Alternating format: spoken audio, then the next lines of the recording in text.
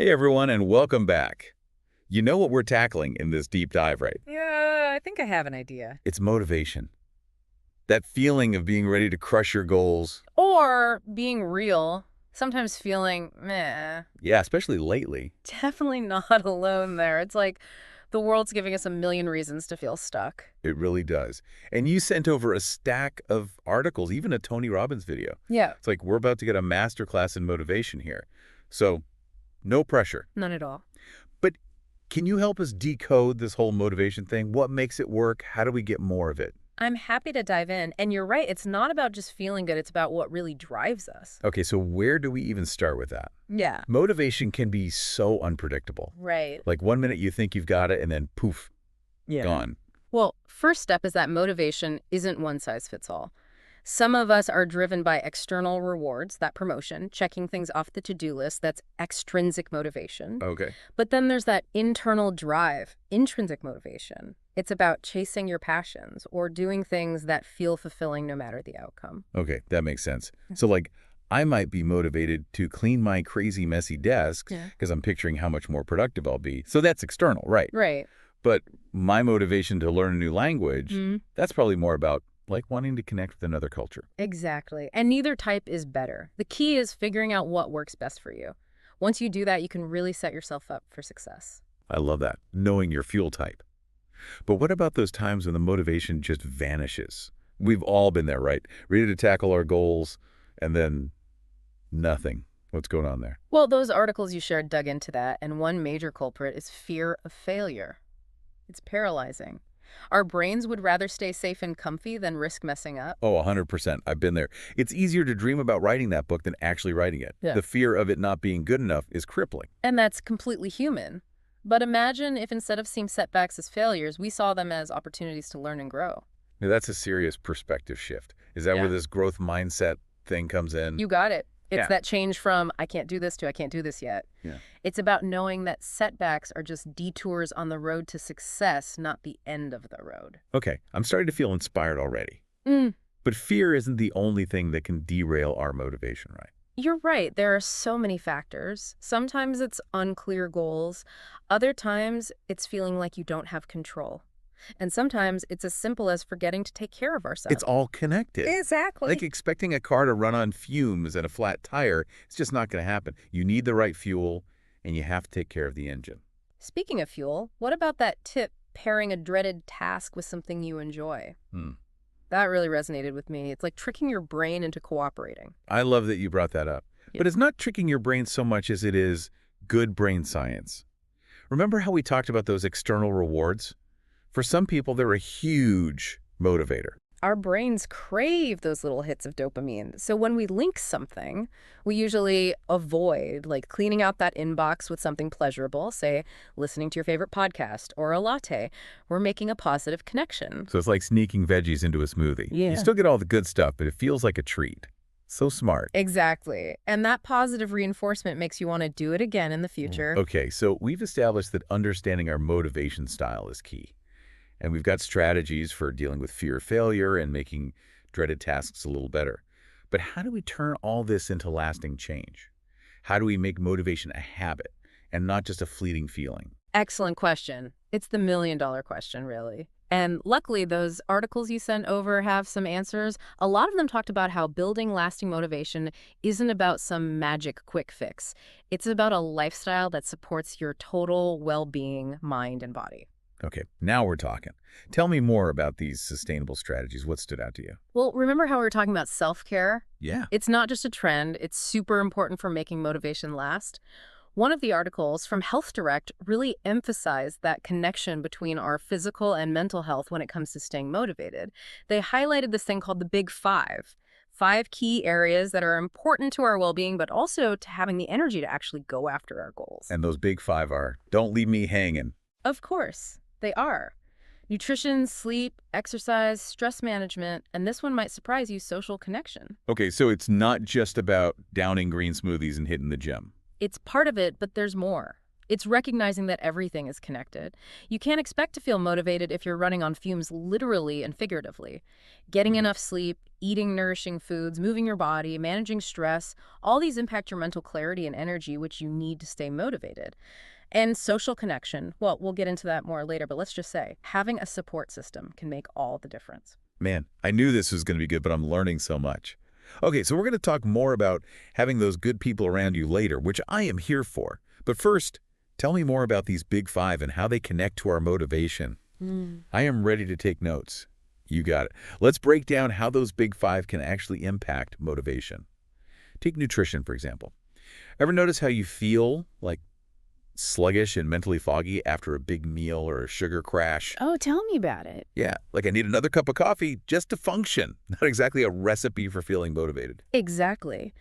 But when you fuel your body with good stuff, fruits, veggies, lean protein, you're giving your brain what it needs to perform at its best. And that includes having the energy to chase those goals. Okay, so food equals fuel. I can get on board with that. What about sleep? I'll admit, sometimes I burn the midnight oil, but I always regret it. I hear you. And you're definitely not alone. These days, sleep is often the first thing to go. But skimping on sleep is like running your car on empty. You're going to hit a wall at some point. Yeah. And when you don't get enough sleep, your mental clarity, emotions, even your motivation, they all take a hit. So true. Everything feels harder when you're sleep deprived. Even small tasks feel impossible. Exactly. And speaking of feeling sluggish versus energized, that's where exercise comes in.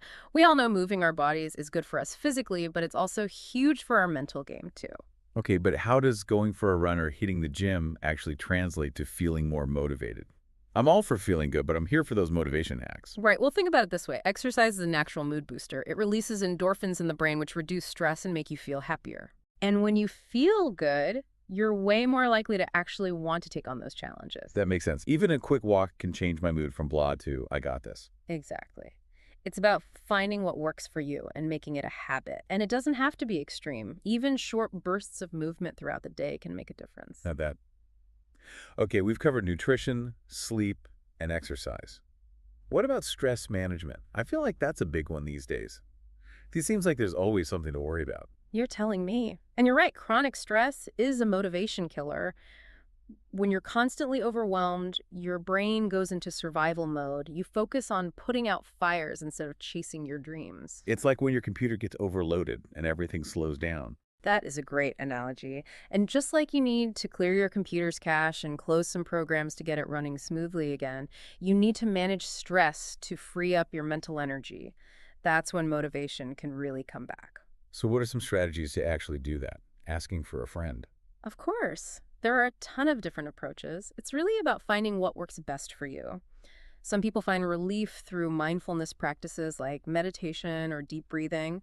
Others find it in creative stuff or spending time in nature or even connecting with loved ones. It's about identifying those activities that help you de-stress and making them part of your everyday life. I love that. It's like having an entire toolkit of stress-busting strategies. So we've covered four of the big five: nutrition, sleep, exercise, and stress management.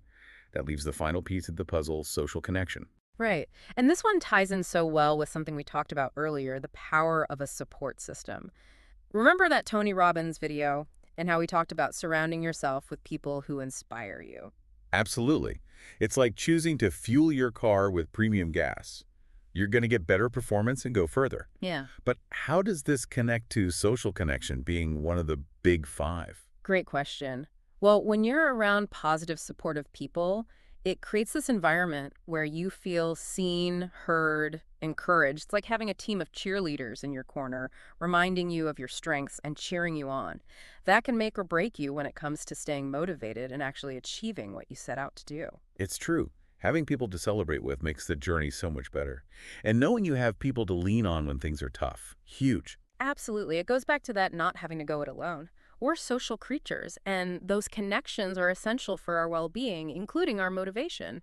So often we try to power through alone, but having a support system can make a world of difference. It's like that saying, if you want to go fast, go alone. If you want to go far, go together. I love that. It makes so much sense. Okay. Okay, so we've unpacked the big five and how they connect to our motivation. But what I'm hearing is it's not just about checking things off a list: eat your veggies, go to the gym, get some sleep. It's about recognizing that all these things work together and actually make up our overall well-being. And that, in turn, fuels our motivation. Precisely. It's about a lifestyle that supports your mental and physical health. Because when you feel your best self, you can show up as your best self and really go after your goals. It's like they say, you can't pour from an empty cup.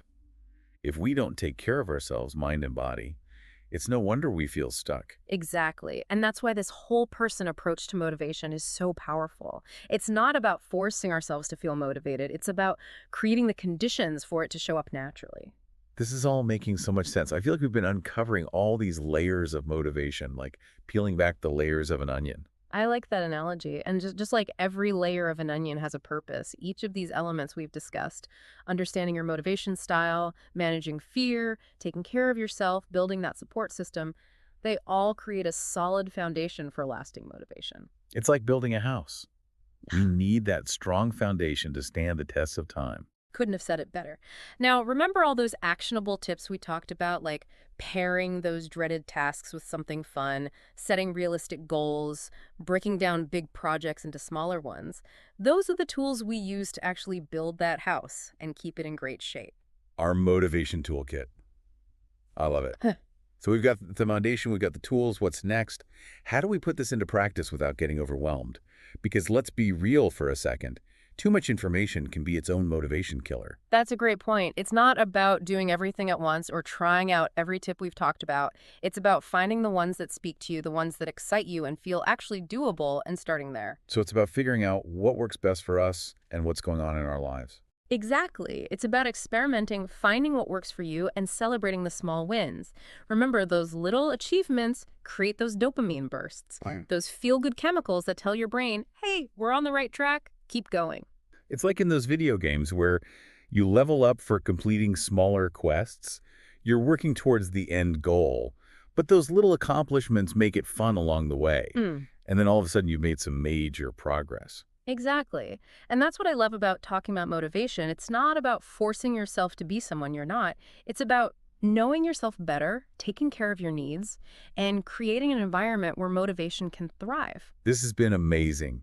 I feel so much more equipped to deal with those unmotivated moments and actually find my own motivation. I'm so glad. And remember, it's okay if you aren't on all the time.